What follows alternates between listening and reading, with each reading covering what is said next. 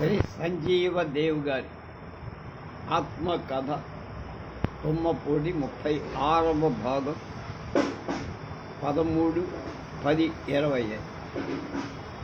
స్మృతి బింబాలలో 17వ వ్యాసం. నమస్కార బాణాలు సంగీత బాణీ. ఇతరులు పాడుతుంటే తాము వినడంతోనే ఎక్కువ ఆనందం ఉంటుందేమో. ఇందులో ఏకాగ్రతతో తన్మయత్వంతో వినపనే పని ఒక్కటి మాత్రమే తమది.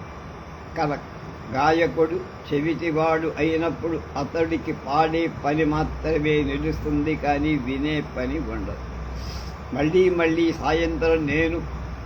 నేటి సాయంత్రం నేను మేనత్త గారి కొడుకు మల్లికార్జున కవి కలిసి కాలువకు వెళ్ళి చలికాలపు సాయంత్రాల్లో కనిపించేదంతా ఆనందిస్తూ కూర్చొని ఆయన తెలుగులో ఇంగ్లీష్లో కూడా కవిత రచన చేస్తారు.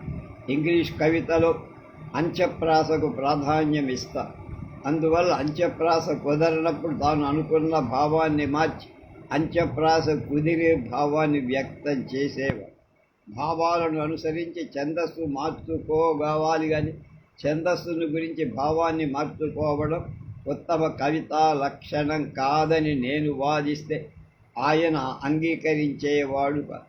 అంత్యప్రాస వ్యామోహం ఉన్నంతవరకు నీ కవితలో కమనీయత వ్యక్తం కావటం కష్టం కనుక బ్లాంక్ వర్సును కానీ ఫ్రీ వర్సు కానీ వాడమని నేను సలహా ఇచ్చేవాడు.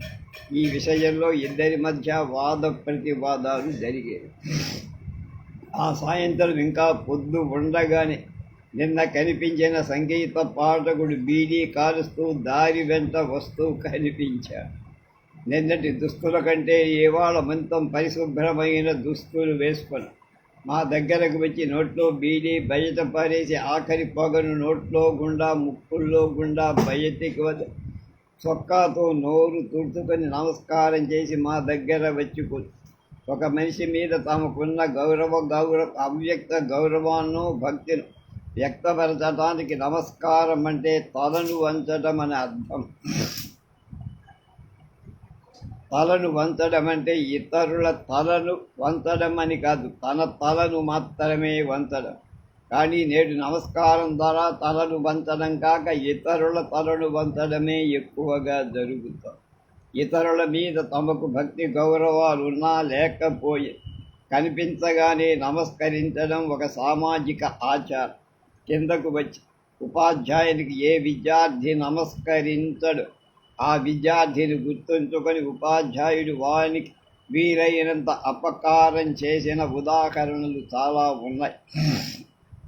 అదే మాదిరి తమపై అధికారులకు సమ్మతించని క్రింద ఉద్యోగులు, నాయకులకు నమస్కరించని సామాన్య ప్రజలు, శ్రోతలకు సభాధ్యక్షులకు నమస్కరించని వక్తలు, డాక్టర్లకు నమస్కరించని రోగులు, ఈ విధంగా ఎందరో ఉంటారు. వీరందరి పనులు కూడా త్వరలో నెరవేరే అవకాశం తక్కువ.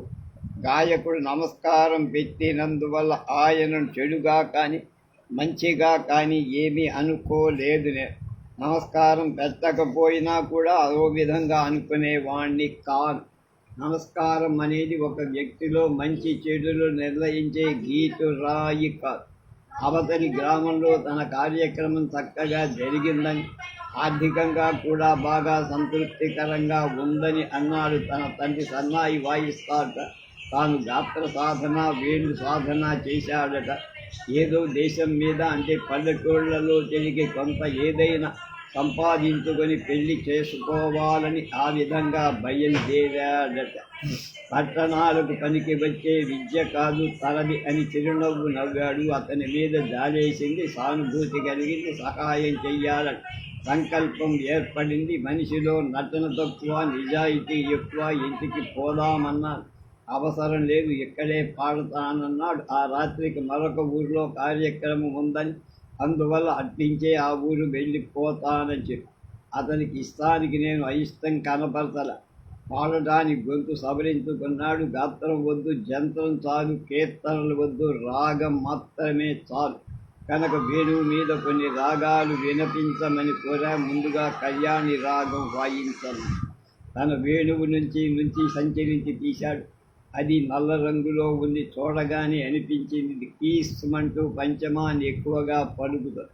సాధారణంగా ప్రజలను త్వరలో రంజింపజేయటానికి మందరం మధ్యమం కంటే పంచమం ఎక్కువగా సాయపడుతుంది. గానంలోని లోపాన్ని కప్పేసి కళ్యాణి రాగాలాపన సాగించాడు.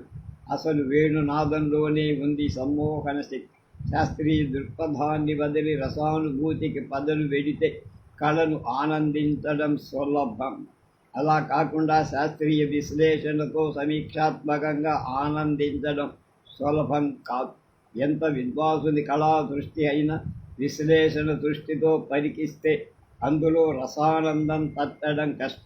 కళలోని మాధుర్యం వేరు, పాండిత్యం వేరు. పాండిత్యం లేకపోయినా మాధుర్యం ఉంటే రసానందం దొరుకుతుంది.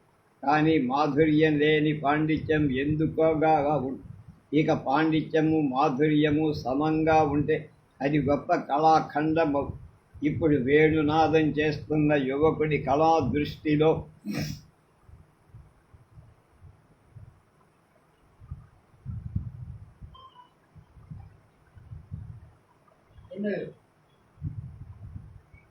మాధుర్యం ఉంది కానీ పాండిత్యం లేదు. మాధుర్యం ఉన్నందున అతని ఆలాపన వినడానికి మధురంగానే ఉంది.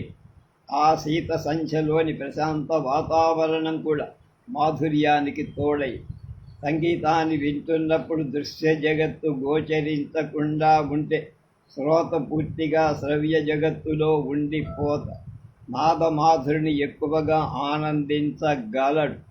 అందుకే చీకటిలో కలిగే ఆనందం సంగీతం వింటున్నప్పుడు వెలుతురులో కలిగే దానికంటే బాగా ఉంటుంది.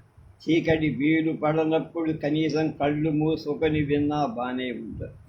కాలవ కట్టన ఆ సాంధ్య ప్రకృతిలో వెలుగు చీకటి కలయికలు వేణువు నుంచి పలికిన కళ్యాణి రాగం నా మానసాన్ని నందన కాననం చేసి దృశ్య ప్రకృతి అంతా శ్రవ్య మాధురిలో లీనమైపోయింది. ఇక నేను ఊర్ధ్వరేతనగా చేతనగా రూపొంది అందరూ కళ్యాణి రాగాన్ని ముగించి కళ్యాణి రాగంలో ఉన్న త్యాగరాజ వారి కృతి ఏతావునరా అనే దాన్ని ప్రారంభించి నేను వెంటనే అతడి పాడకుండా ఆపేసి ఇంకేం పాడద్దని ఆఠాణా రాగాన్ని ఆలాపిస్తాను. ఏ రాగము వద్దు, అంతనంత వరకు పాడిన దాంతో సంతృప్తి అయిందని చెప్పి జేబులో నుంచి కొంత తీసి అతని చేతిలో ఉంచి దాన్ని చూసడం సంతృష్టి చెంది సెలవు తీసుకొని నమస్కారం చేసి వెళ్ళి ఏ ఒక్క రోజైనా అతను మన ఇంట్లో గడిపితే బాగుండు అనిపించి కానీ అతను పెళ్లి తొందరలో ఎక్కడ ఆలస్యం చెయ్యకుండా వెళ్ళిపోతున్నాడు. ఈ ముదురుతున్న మసక చీకటిలో అతడు ఛాయారూపంలో లీనమయ్యాడు. సంపాదించి పెళ్లి చేసుకోవాలన్నారు యువగాయకుడు. పెళ్లి చేసుకొని సంపాదించడం కుదరదేమి. సంపాదించి పెళ్లి చేసుకుంటేనే కాదు పెళ్లి చేసుకొని సంపాదించడం కుదరదు. పెళ్లి చేసుకోవడానికి డబ్బు అవసరం. పెళ్ళయిన తర్వాత జీవించడానికి డబ్బు అవసరం. పెళ్లికి ముందు వెనక కూడా డబ్బు అవసరం. అంటే డబ్బు మధ్యలో ఉంటుందన్నమాట. పెళ్ళి ఇతనికి సంగీత విద్య కావాలి. ఆ విద్య అతనికి రసానందం ఇవ్వటమే కాదు డబ్బు కూడా సంపాదించి మనిషికి డబ్బు లేకుండా జీవించలేడు. రసానందం లేకుండా కూడా జీవించలేడు. జీవించడానికి రెండు అవసరమే. అందుకే సంగీత విద్య అతనికి రెండూ ఇస్తుంది. విద్య లేకుండా డబ్బుంటే కొందరి చేత మాత్రమే గౌరవింపబడతాడు. డబ్బు లేకుండా విద్య ఉంటే ఇంకా ఎక్కువ మంది చేత గౌరవింపబడు. ఒక విద్య డబ్బు రెండూ లేకుండే ఎవరి చేత గౌరవం పొందడు. ఏదేమైనా ఆ యువగాయకుడికి విద్య ఉంది కానీ డబ్బు లేదు. ధనం లేని వ్యక్తిని ధనవంతుల సహాయంతో ధనవంతుణ్ణి చేయొచ్చు కానీ విద్య లేని వాటిని విద్యావంతుని సహాయంతో విద్యావంతుణ్ణి చేయడం అసంభవం. కాకపోయినా అంత తేలిక కాదు.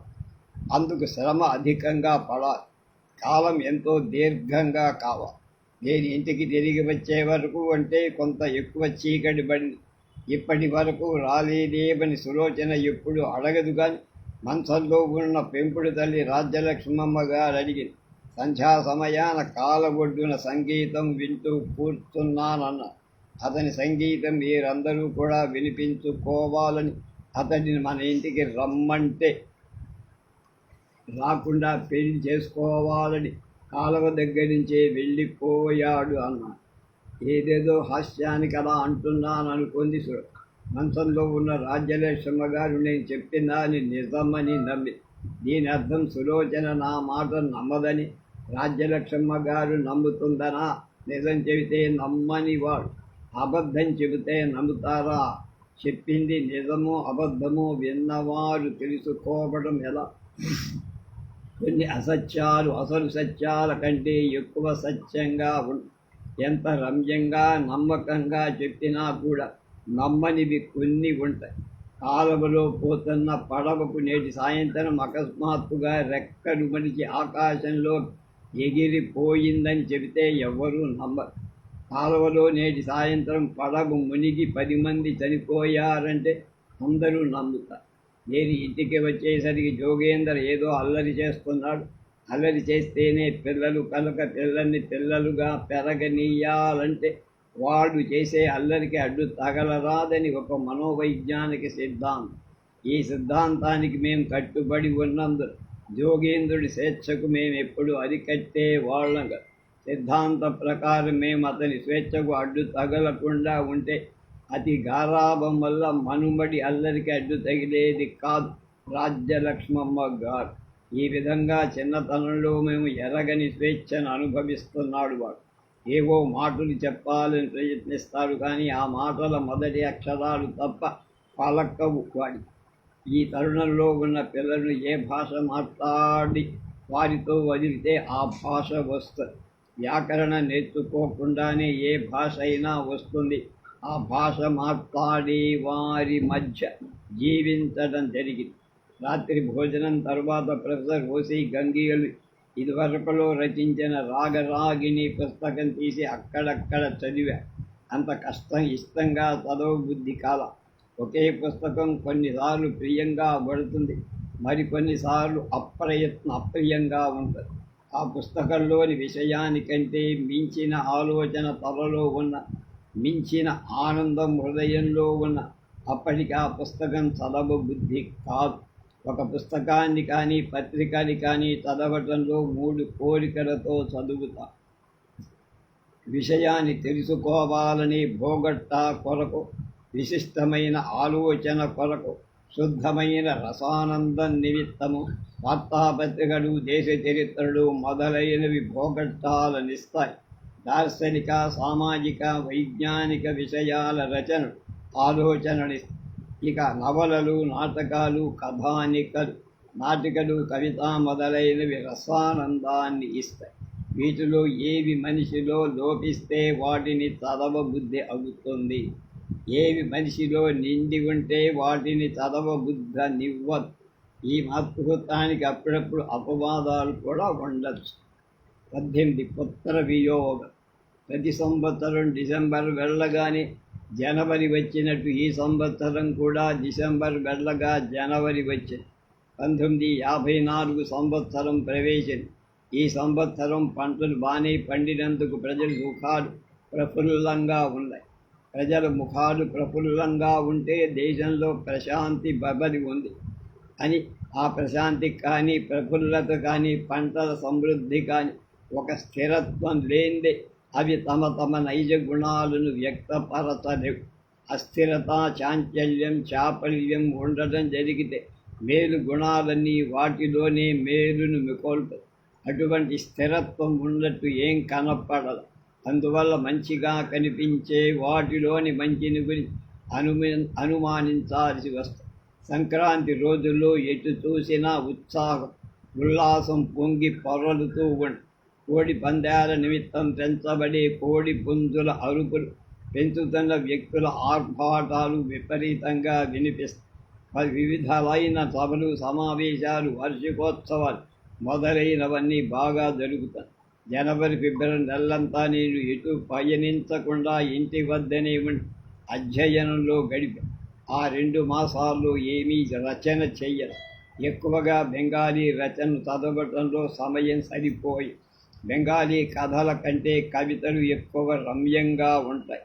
బెంగాలీ చాలా సంక్షిప్త భాష కవితా రచనలకు బాగా ఉపయోగపడు.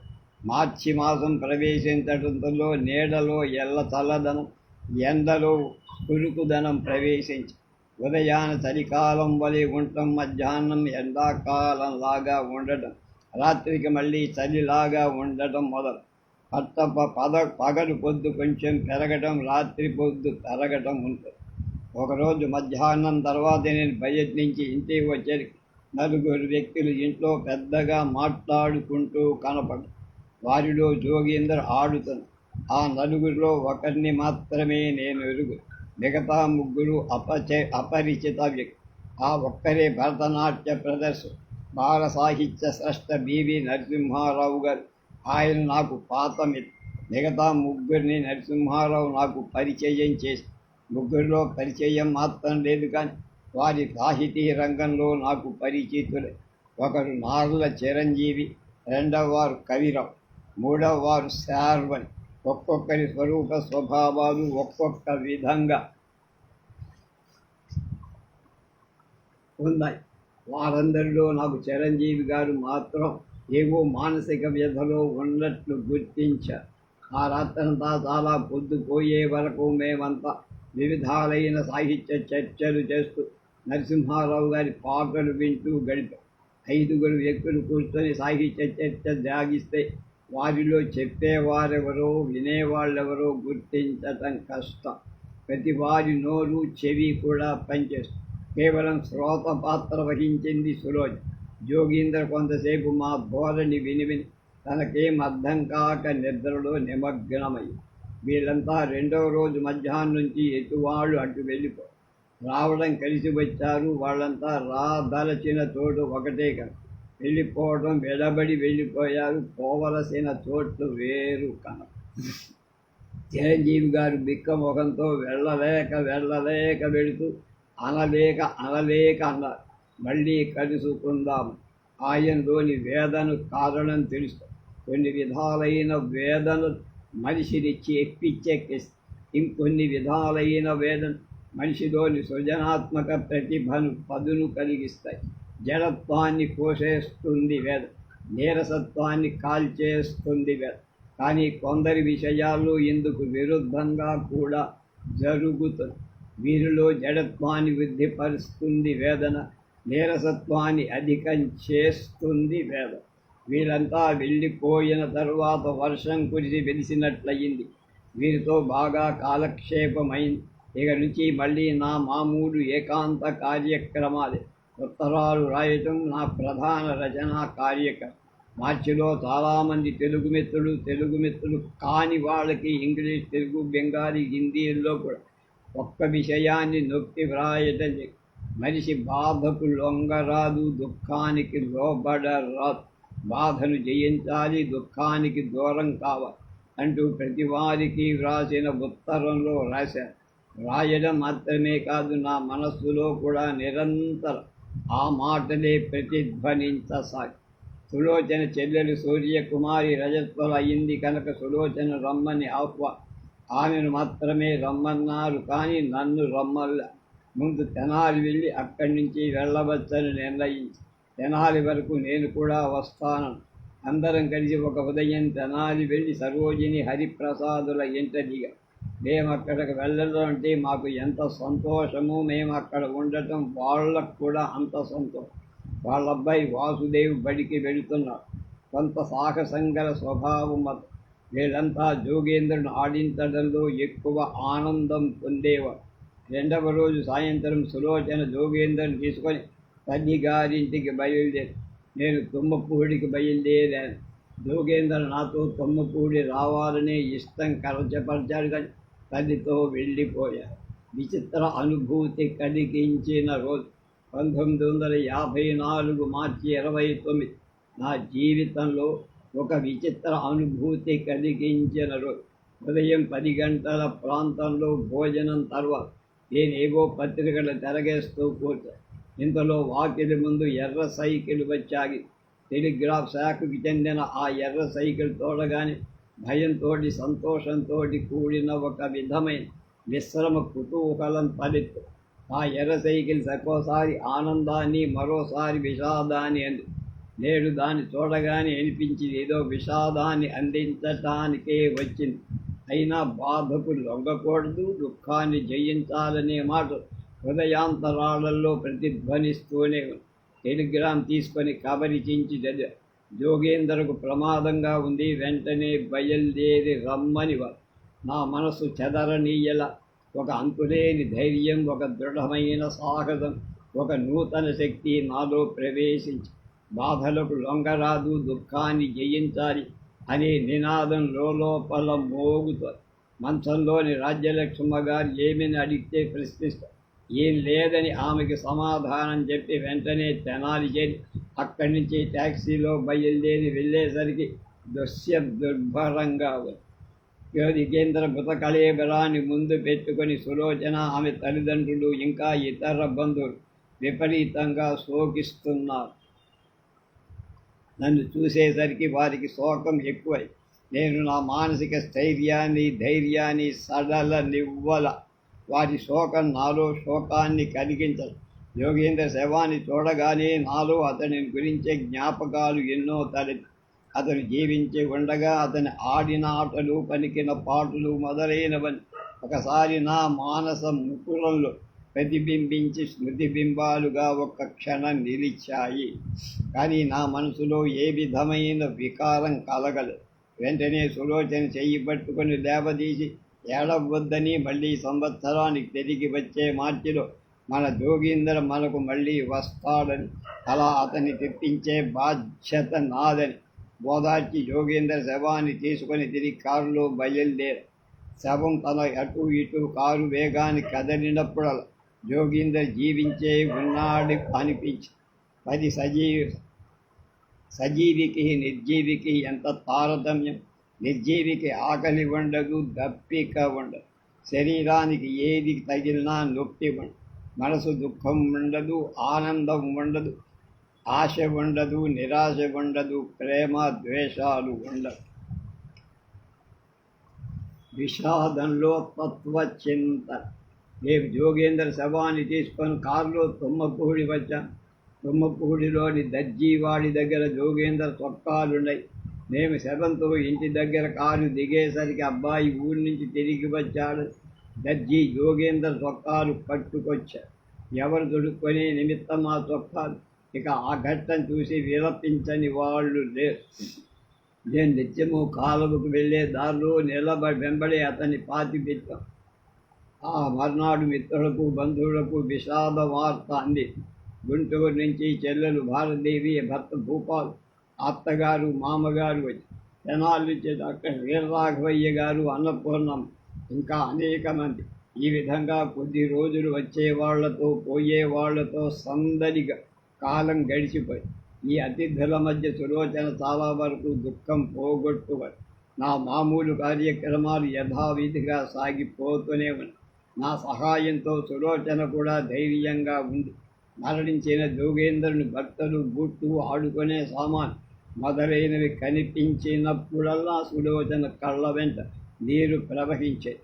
నాకు కూడా మనసులో ఏదో వికారం జరించేదే కానీ నేను దాన్ని మొదలనిచ్చేవాణ్ణి కాదు.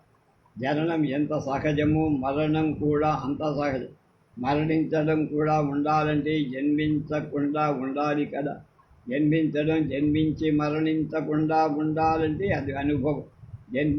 మరణించడం కూడా సహజమైనప్పుడు, జన్మించినప్పుడు ఆనందించడం, మరణించినప్పుడు దుఃఖించడం ఎందుకు?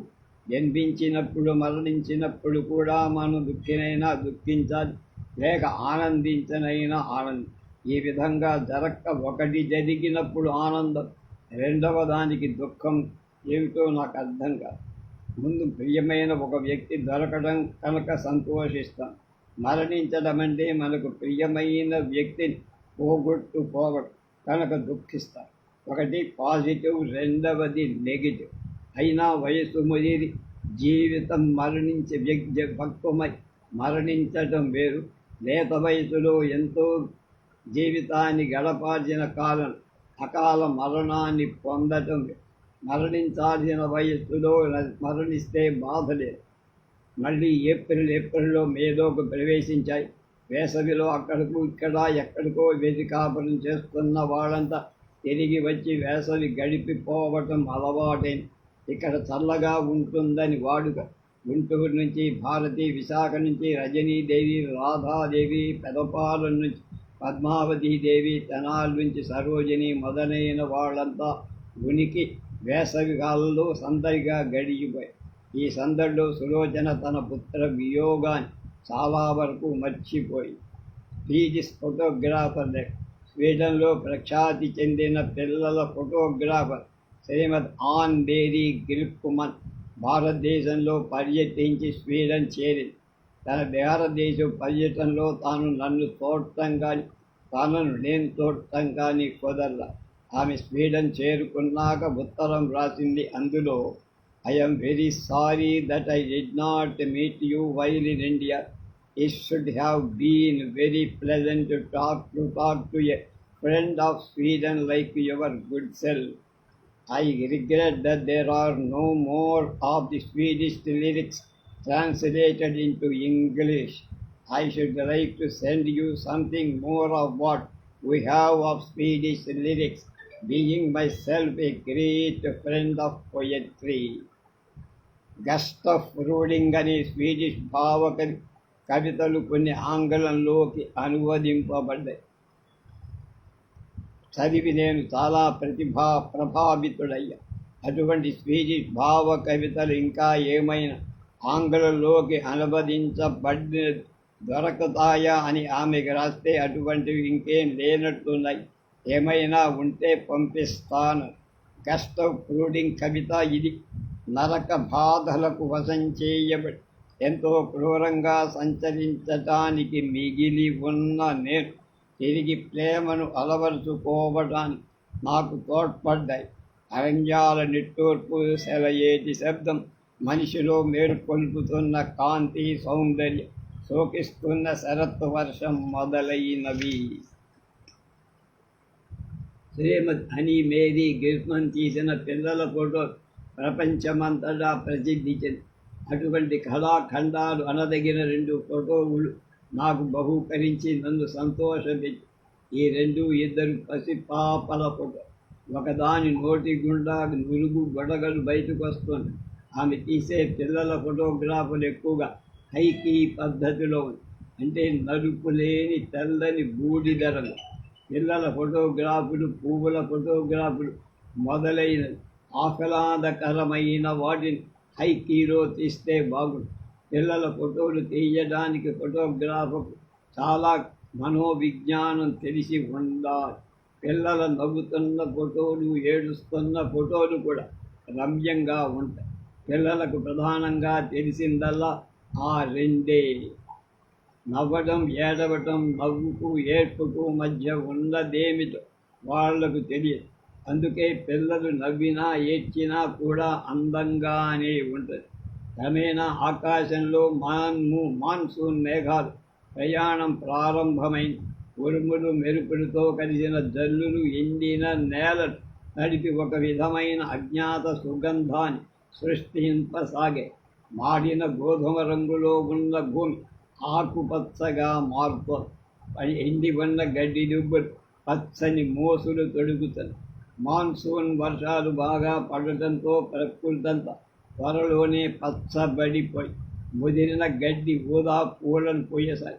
జోగేంద్ర మరణించి 3 నెలలై అతని కళేబరాన్ని పూడ్చిన బొంద మీద గడ్డి మర్చి పూలు కూడా పూసి నేను నిత్యం సాయంత్రం కాలువకు వెళ్ళే దారిలోనే అది ఉండటం చేత జోగేంద్ర తొంగి చూస్తున్నాడేమో అని అనుకునేవాడు. ఇదంతా ఒక కవితా భావన. ఈ విషయాన్ని గురించి ఎప్పుడైనా ఒక కవితను రాయాలనుకోని కొన్ని ఘటనలు కవితామయంగా ఉంటాయి. కానీ ఆ ఘటనలతో అందరూ కవితను వినలేరు. కవి మాత్రమే వినగలడు. తాను విని ఇతరులకు వినిపించగలడు. కవి కనిపించినప్పుడు, వినిపించినప్పుడు మాత్రమే కవి కాని వాళ్ళు విని ఆనందిస్తారు. స్వీడన్లోని శ్రీమద్ అన్ బేరీ గ్రిప్మన్ నాకు మధ్య ఉత్తర ప్రత్యుత్తరాలు బాగా జరిగాయి.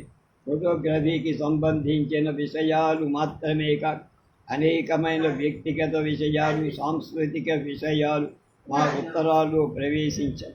నేను ఫోటో తీసిన ఒక ప్రకృతి దృశ్యాన్ని ఆమెకు పంపగా దాని దగ్గర తాను నిల్చొని తీయించుకున్న ఫోటోలు నాకు పంపి ఆమె పిల్లలను రమ్యంగా ఫోటోలు తీయడమే కాక ఆ విషయం మీద స్వీడిష్ భాషలో, ఇంగ్లీషులో వ్యాసాలు కూడా వ్రాస్తుంది. ఆ వ్యాసాలు నాకు పంపుతాయి. రేపు 20 రచయిత అనుభూతులు అనే దాని గురించి తెలుసుకుందాం.